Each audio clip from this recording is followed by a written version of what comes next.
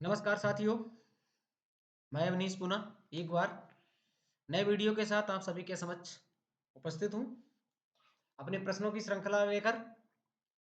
यह आज तीसरा भाग होगा हमारा जीएस के प्रश्नों का, जिसको मैंने एक श्रृंखला के रूप में शुरू किया है। लगभग 20 प्रश्नों की श्रृंखला का एक वीडियो बनाते हैं विद व्याख्या, और उसमें जो खास खास बिंदु हैं उनको हम शामिल करते हैं व्याख्या के रूप में। तो प्रश्नों को शामिल करने के बाद उनकी व्याख्या करते हैं, उसका तीसरा भाग है। उम्मीद है आप लोगों ने अगर देखा होगा तो पसंद जरूर आएगा।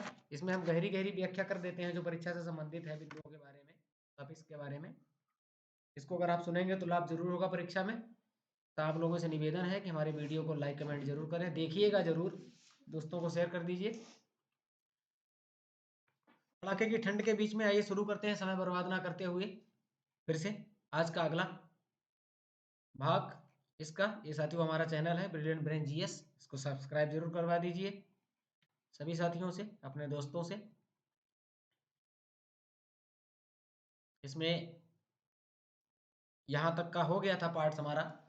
इंस्टीट्यूट क्या है बता दिया था कि जो जिनको उनके प्राकृतिक आवास में ही संरक्षण प्रदान किया जाता है, तो उसको हम इंस्टीट्यूट या स्वआवासन प्रक्रिया कहते हैं। जैसे राष्ट्रीय उद्यान है, रिजर्व बायोस्फीयर है, वन्य जीव अभयारण्य इत्यादि। और आज हम यहाँ से आगे से शुरू करेंगे। तो आइए देखते हैं साथियों।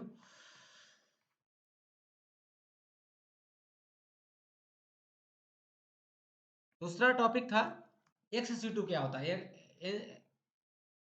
इन सीटू पे बात कर ली थी, आज बात करते हैं एक्स सीटू पे। तो साथियों इन सीटू से अपोजिट होता है एक्स सीटू, यानी इन सीटू में हम उनको प्राकृतिक आवास में उनका संरक्षण प्रदान करते हैं। उनको उन्हीं के क्षेत्र में, जैसे जंगल है, किसी को प्राकृतिक पार्क बना दिया गया। जैसे अभी हमारे यूपी में एक नया पार्क तैयार हुआ, हाथी संरक्षण के लिए एक पार्क बनाया गया, हाथी संरक्षण केंद्र को घोषित किया गया है। लखीमपुर पीलीभीत और इधर अपना शाहजहांपुर का कुठार क्षेत्र में ला करके जो पार्क अभी घोषित किया गया है, इसकी अधिसूचना भी जारी हो गई है। हाथियों से संबंधित है, तो ये हाथियों का संरक्षण किया जाएगा। तो उनके प्राकृतिक जंगल है चारों तरफ, उन्हीं जंगलों को संरक्षित कर दिया गया है। इसी प्रकार से जैसे दुधवा नेशनल पार्क है, ये सब इंस्टीट्यूट में आते हैं। और जब हम इन जानवरों को, कभी देखा होगा कोई शेर बाहर आ गया या चीता आ गया, टाइगर आ गया, तो उसको पकड़ के छोड़ा जाता है, उसको मारा नहीं जाता है। अन्य कोई जंगली जानवर होता है तो उनको पालन किया जाता है, तो उनको पकड़ के चिड़ियाघर में छोड़ा जाता है, लखनऊ में या कानपुर में। तो ये होता है उनका प्राकृतिक प्राकृतिक आवास से बाहर। यानी उनको कहीं तो जंगल में तो रुकेंगे नहीं, वो तो उनको हम प्राइवेट, मतलब अपने प्राइवेट जगह ले जाते हैं जो उनका प्राकृतिक संरक्षण नहीं है। तो वहाँ इनका संरक्षण किया जाता है, इनको रखा जाता है। लखनऊ का चिड़ियाघर जिन लोगों ने घूमा होगा, देखा होगा कितने जानवर हैं उसमें। तो उसी तरीके से एक उसको हम एक्सीटू कहते हैं। जैसे जीन बैंक हो गया, चिड़ियाघर हो गया, वानस्पतिक उद्यान हो गया, एक्वेरियम हो गया, ये सारे जो होते हैं ये प्राकृतिक आवास के नहीं, बल्कि मानव निर्मित आवासों के उदाहरण होते हैं। तो इनको हम एक्स सीटू या बाह्य आवास कहते हैं इनको, ठीक है। स्ववासन या बाह्यवासन कहलाता है। दूसरा हमारे इसका बिंदु लिया है साथियों, सामुद्रिक वर्षावन क्या कहलाते हैं। ये गलत लिख गया है, ये है सामुद्रिक वर्षावन। ये है सामुद्रिक वर्षावन, ये सामुद्रिक वर्षावन है साथियों। सामुद्रिक वर्षावन किसे कहते हैं? ये प्रवाल भित्ति को कहते हैं सामुद्रिक वर्षावन। सामुद्रिक वर्षावन, सामुद्रिक वर्षावन क्या है? प्रवाल भित्तियों को कहते हैं साथियों। ये प्रवाल भित्ति मतलब भित्ति माने दीवार होती है या चट्टान होती है। प्रवाल को मूंगा भी कहते हैं, मूंगा या प्रवाल की जो भित्ति होती है उसको सामुद्रिक वर्षावन कहा जाता है। और सामुद्रिक वर्षावन इनको इसलिए कहा जाता है कि ये सर्वाधिक विविध और बहुमूल्य पारिस्थितिकी तंत्रों में से एक है। ये हमारे जीवन के लिए, हमारे वातावरण के लिए बहुत जरूरी है।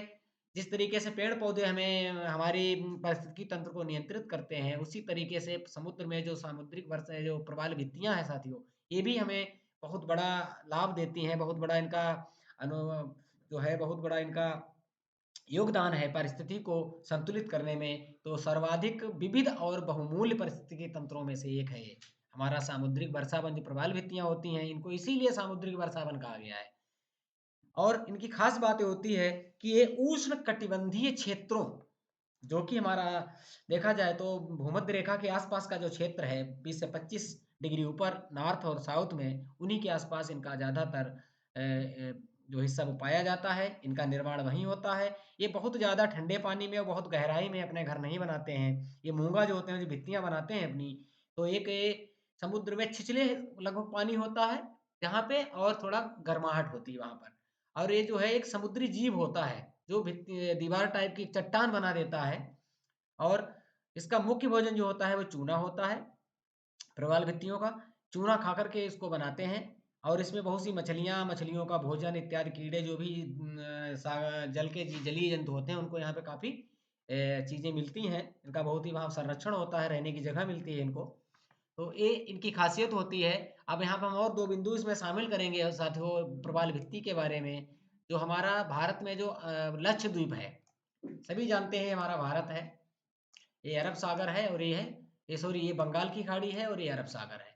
अरब सागर में हमारा एक द्वीप है लक्षद्वीप, यहाँ पे ये लक्षद्वीप है यहाँ पे। तो ये लक्षद्वीप जो साथियों बसा हुआ है पूर्ण रूप से, ये पूर्ण रूप से मूंगा चट्टान पे बसा हुआ है। ये प्रवाल द्वीप कहा जाता है इसको, इसीलिए इसको लक्षद्वीप को प्रवाल द्वीप कहा जाता है। हालांकि ऐसा नहीं है कि अंडमान बंगाल की खाड़ी में जो अंडमान निकोबार द्वीप है, इस ये तो है ही है, ये हिमालय का लगभग हिस्सा है, लेकिन यहाँ पर भी हमारे कुछ मूंगा की चट्टानें पाई जाती हैं। मूंगा की चट्टानें यहाँ पाई जाती हैं। और अरब सागर में तो लगभग काफी जगह पाई जाती हैं, यहाँ यहाँ चारों तरफ। और जो हमारा लक्षद्वीप है ये पूर्ण रूप से प्रवाल भित्ति पर स्थित है, प्रवाल भित्ति पर ही बसा हुआ है। और एक दो बिंदु मैंने इसमें से मैं आपको बताना चाहूंगा कि लक्षद्वीप जो है हमारे देश का सबसे छोटा केंद्र शासित प्रदेश है। लक्षद्वीप के बारे में भी सुन लेते हैं। लक्षद्वीप भारत का सबसे छोटा केंद्र शासित प्रदेश है साथियों। और इसकी राजधानी कावारत्ती है, इसकी राजधानी कावारत्ती है। और ये जो होते हैं, बता ही चुके हैं कि समुद्री छिछले पानी में होते हैं। और जो ग्रेट बैरियर रीफ है, सभी लोगों ने सुना होगा इसके संबंध में, ग्रेट बैरियर रीफ का नाम सुना होगा, जो कि मूंगे की चट्टान दीवार जैसी एक चट्टान है। ये ऑस्ट्रेलिया के पूर्वी हिस्से पर है, उत्तर से दक्षिण को है, पूर्वी हिस्से पर उत्तर से दक्षिण बहुत बड़ी ये दीवार है। उसको हम ग्रेट बैरियर रीफ कहते हैं। ये विश्व की सबसे बड़ी दीवार है साथियों। और ये ऑस्ट्रेलिया के पूर्वी हिस्से पर पश्चिम दक्षिण से उत्तर फैली हुई है। और ये सबसे बड़ा समुद्र की अगर देखा जाए का क्षेत्र घेरे हुए है इसको। वहाँ का जल का बगीचा भी कहा जाता है इसको। तो ये बिंदु थे कुछ खास इसमें इससे संबंधित, जो कि हमारे प्रवाल भित्ति से संबंधित थे। अमेजन सामुद्रिक वर्षावन की जो बात चली है, सामुद्रिक वर्षावन की जो बात चली है साथियों, तो यहाँ पर ये भी आता है कि अमेजन वर्षावन होता है। अमेजन वर्षावन भी हमारे लिए, हमारी प्रकृति के लिए, हमारे यहाँ जो पारिस्थितिकी तंत्र के लिए बहुत महत्वपूर्ण है। जहाँ अधिक वर्षा होती रहती है वो वर्षावन कहलाते हैं वहीं पर। अच्छा, उष्ण कटिबंधीय वर्षावन क्या होते हैं? उष्ण कटिबंधीय वर्षावन, उष्ण माने गर्म, ये हमारी जहाँ लिया कर भूमध्य रेखा है, तो इसके आसपास से 10 से 15 वर्ग डिग्री ऊपर और नीचे जो क्षेत्र होता है वो ज़्यादातर गर्म होता है, क्योंकि यहाँ पे सीधी किरणें पड़ती हैं सूर्य की भूमध्य रेखा पर। तो इसके आसपास का दोनों तरफ का क्षेत्र जो होता है उष्णकटिबंधीय क्षेत्र कहलाता है। यहाँ पे वर्षा भी ज़्यादा होती है गर्मी के चक्कर में, तो इसीलिए इसको उष्णकटिबंधीय वर्षावन भी कहा जाता है। आइए आगे बढ़ते हैं। इसके आगे अगला हमने बिंदु लिया है पत्तियों की सरसराहट का डेसिबल में नापे तो कितना डिग्री होता है। तो ये साथियों 20 डेसिबल तक पत्तियों की सरसराहट होती है, जो आवाज होती है वो 20 डेसिबल होती है। और स्मोक, धुआं जिसको बोलते हैं, वो द्वितीयक प्रदूषक है साथियों। प्राथमिक और द्वितीयक दो तरीके के हमारे प्रदूषक होते हैं। इसमें ओजोन भी शामिल है, ओजोन भी द्वितीयक प्रकार का प्रदूषक है। अच्छा, यहाँ पे ये भी जान लें कि ये तो प्राथमिक हो गए, द्वितीय हो गए, तो प्राथमिक कौन कौन से होते हैं? तो प्राथमिक प्रदूषक जो होते हैं वो कार्बन मोनोऑक्साइड और कार्बन डाइऑक्साइड, सल्फर डाइऑक्साइड, ये प्राथमिक प्रदूषक होते हैं। अब यहाँ पर हम बात कर लें अगर कार्बन मोनोऑक्साइड कितनी अच्छी और कितनी खतरनाक है हमारे लिए, तो साथियों कार्बन मोनोऑक्साइड का देखा जाए तो ऑक्सीजन का सबसे बड़ा दोस्त बताया गया है। क्यों? क्योंकि ऑक्सीजन को बहुत जल्दी अवशोषित कर लेती है। ब्लड में पहुंचने पर, जब देखा होगा कि बहुत से उदाहरण देखे होंगे कि अखबारों में घटनाएं निकलती रहती हैं कि बंद कमरे में अंगीठी जलाई और सो गए, पता लगा सुबह सोते ही मिले। क्योंकि क्या होता है, अंगीठी जलाने से गैस निकलती है कार्बन मोनोऑक्साइड। जब कार्बन मोनोऑक्साइड गैस इतनी खतरनाक होती है कि इसको जो है O2 यानी ऑक्सीजन को बहुत पसंद करती है, इसका बहुत बड़ा लगाव है, और ये ऑक्सीजन को चट कर जाती है। बहुत ही स्पीड में ऑक्सीजन को चट कर जाती है। जब ऑक्सीजन हमारे शरीर के धुएं के माध्यम से श्वास में ये मोनोऑक्साइड मिलती है, और ये वहाँ हमारी नसों में जाती है, खून में। जब खून में जाती है तो वहाँ का जितना जो ऑक्सीजन हो लेवल होता है उसको सोख लेती है और व्यक्ति की मृत्यु हो जाती है। इसीलिए देखा होगा कि धुएँ में लोगों की दम घुटने लगती है। इसका यही कारण है कि कार्बन मोनोऑक्साइड हमारे शरीर से ऑक्सीजन का लेवल कम कर देती है, धीरे-धीरे बिल्कुल सोख लेती है, अंततः व्यक्ति की मृत्यु हो जाती है। तो ये बहुत ही खतरनाक गैस है कार्बन मोनोऑक्साइड, तो इससे हमें बचना चाहिए। जो भी बंद मकान है, बंद रूम है, पूर्णतः बंद रूम बंद करके हमको भट्टी अंगीठी जो है वो नहीं जलानी चाहिए कोयले की। ये बहुत ही जानलेवा हो सकता है। अब यहाँ पे एक बात और कहना चाहेंगे, कुछ ग्लोबल वार्मिंग गैस होती हैं जो हमारे बढ़ाने के जो बहुत बड़ा अपना योगदान देती हैं, खतरनाक स्थिति पे ले गई हैं। वो कौन-कौन सी गैसें हैं, इस पे और नज़र डाल लेते हैं। तो इसमें साथियों पहली गैस जो है वो जलवाष्प है। एक CO2 आती है, CO2 खूब जानते हैं, कार्बन डाइऑक्साइड। इसमें सबसे खतरनाक जो है वो CO2 है। ये हमारे विश्व में जो ग्लोबल वार्मिंग का लेवल बढ़ रहा है, जो वृद्धि हो रही है उष्णता में, वो CO2 सबसे बड़ी जिम्मेदार है। इसकी मात्रा बहुत बढ़ रही है। तो इसमें एक तो जलवाष्प हो गया, CO2 है, मीथेन है, नाइट्रस ऑक्साइड है और CFC यानी क्लोरोफ्लोरोकार्बन। क्लोरोफ्लोरोकार्बन जो है जिसको CFC कहते हैं, ये ग्लोबल वार्मिंग में बढ़ोतरी करने के लिए बहुत ज़्यादा जिम्मेदार है। इसमें सबसे टॉपर है वो है CO2। तो यहाँ पे ये भी ध्यान रखें कि अगर आप इसको सुनेंगे तो आपके काम आएगा और सुनने से याद जल्दी होता है। तो ये तो हो गई ग्लोबल वार्मिंग के जो गैसें हैं जिम्मेदार हैं बढ़ाने के लिए, उनकी बात मैंने की। आइए आगे बढ़ते हैं। प्राथमिक प्रदूषक हो गए। आगे बढ़ते हैं। ग्रीन पीस इंटरनेशनल का मुख्यालय कहाँ है? तो साथियों ये सारे क्वेश्चन वही हैं या तो आए हुए हैं, बहुत ज्यादा इंपॉर्टेंट है, हर परीक्षा में पूछे जाते हैं। ग्रीन पीस इंटरनेशनल का मुख्यालय एम्स्टर्डम नीदरलैंड में है साथियों। एम्स्टर्डम नीदरलैंड में है इसका मुख्यालय। इसके बारे में विस्तार से चर्चा अगले वीडियो में करेंगे थोड़े, और जो संस्थाओं का एक वीडियो बनाएंगे जो विश्व स्तरीय की संस्थाएं हैं उनकी स्थापना, मुख्यालय, इनसे प्रश्न जरूर पूछा जाता है। तो ग्रीन पीस इंटरनेशनल का मुख्यालय नीदरलैंड में। गिद्धों को विलुप्त होने का कारण क्या है साथियों? ये बहुत ही हर परीक्षा का लगभग फेवरेट प्रश्न है। ये डेक्लोफेनिक के बारे में जरूर आता है, डेक्लोफेनिक के बारे में कि एक डेक्लोफेनिक दवा होती है दर्द निवारक, जो जानवरों पशुओं को खिलाई जाती है दर्द होने पर, बुखार आने पर। तो उस दवा को खा करके जो जानवर मर जाते थे, जानवर मरे और मरे हुए जानवरों को गिद्धों ने खाया और उसको खाने से गिद्धों की मृत्यु हो गई। तो हमारे देश से इनके गायब होने का मुख्य कारण जो है वो डेक्लोफेनिक दवा है। डेक्लोफेनिक दवा तो हालांकि अब कहीं-कहीं देखने को मिल रहे हैं, दिखाई दे रहे हैं। अभी 1-2 दिन पहले कानपुर में एक सफ़ेद पहाड़ी टाइप का गिद्ध दिखाई दिया है, ये भी एक अच्छी बात है। तो कहीं-कहीं गिद्ध वापसी कर रहे हैं। आगे ये देखते हैं, एक्स-रे मशीन का आविष्कारक कौन है साथियों? तो एक्स-रे मशीन का आविष्कारक विल्हेम रॉन्टेजन है। विल्हेम रॉन्टेजन है, एक्स-रे मशीन के खोज जिन्होंने की है वो रॉन्टेजन है। ध्वनि का वेग सर्वाधिक कहाँ होता है साथियों? जो ध्वनि होती है, ध्वनि का वेग सर्वाधिक किस माध्यम में होगा? तो सर्वाधिक जो है वो इस्पात में होगा और सबसे कम गैस में। अभी अगर निर्वात में चिल्लाओ, गैस में चिल्लाओ तो उतनी जल्दी आवाज़ नहीं होगी, लेकिन लोहे पे अगर धीरे से मार दो, जितना बड़ा होगा वहां तक आवाज़ जाएगी। तो ध्वनि का वेग जो होता है वो इस्पात में सबसे ज़्यादा और सबसे कम गैस में। याद रखिएगा, क्वेश्चन आ सकता है। भाषा के आधार पर गठित होने वाला पहला राज्य कौन सा था? मैंने पहले वीडियो में भी बताया था, बड़ा विस्तार पूर्वक बताया था कि आंध्र प्रदेश हमारे प्रदेश देश का भाषा के आधार पर गठित होने वाला पहला भाषाई राज्य था। ये अक्टूबर 1953 में गठित किया गया था, रामल्लू की मृत्यु के बाद। इसके बाद ही उसी समय एक गठन के लिए एक आयोग बनाया गया था, जिसने अपनी जो थी सिफारिशें दी थी।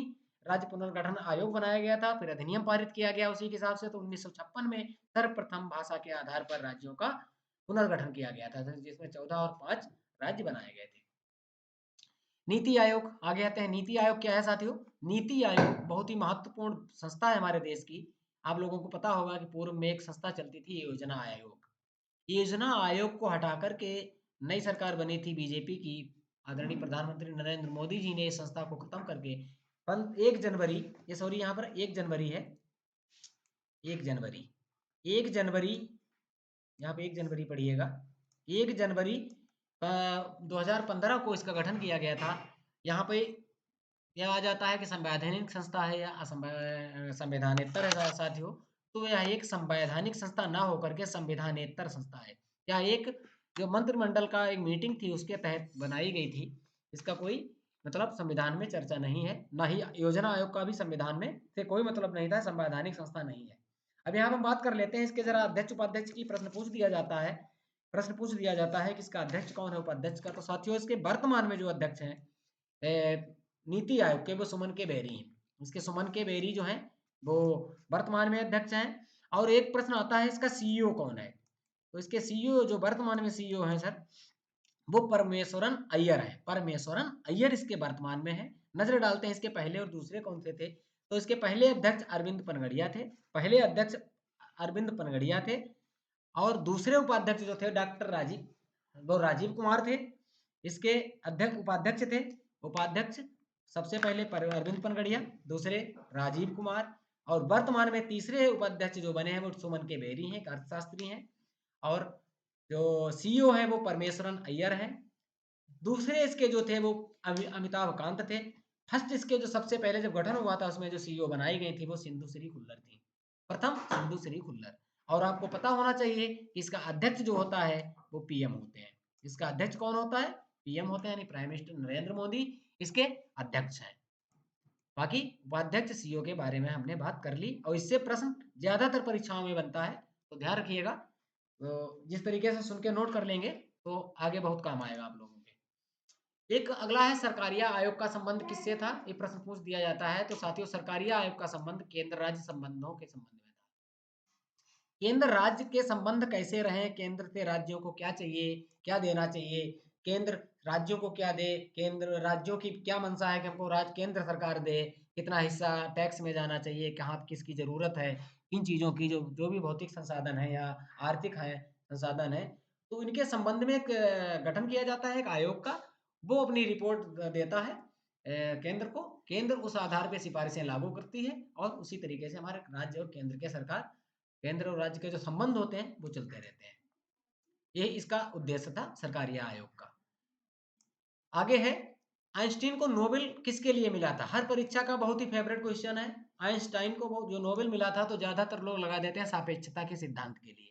साथियों सापेक्षता का जो सिद्धांत था वो इन्होंने उसकी खोज तो की थी सापेक्षता के सिद्धांत की, लेकिन इनको नोबेल जो भौतिकी का जो नोबेल मिला था सन 1921 में, सर 1921 में जो वो मिला था नोबेल मिला था इनको, वो मिला था प्रकाश वैद्युत प्रभाव के सिद्धांत के लिए। प्रकाश वैद्युत प्रभाव के सिद्धांत के लिए इनको नोबेल मिला था। जो आइंस्टीन नोबेल को भौतिकी का नोबेल मिला था वो प्रकाश वैद्युत प्रभाव के लिए मिला था। यहाँ पर हम एक चीज बताना भूल गए आपको, इसका गठन जो किया गया था सरकारी आयोग का 1983 में किया गया था ना। तो ये हो गया 1921 में मिला था इनको, 1921 में इनको नोबेल मिला था भौतिकी का, काहे के लिए, प्रकाश वैद्युत प्रभाव के लिए, ना कि सापेक्षता के सिद्धांत के लिए। ज्यादातर गलती यहीं पे होती है।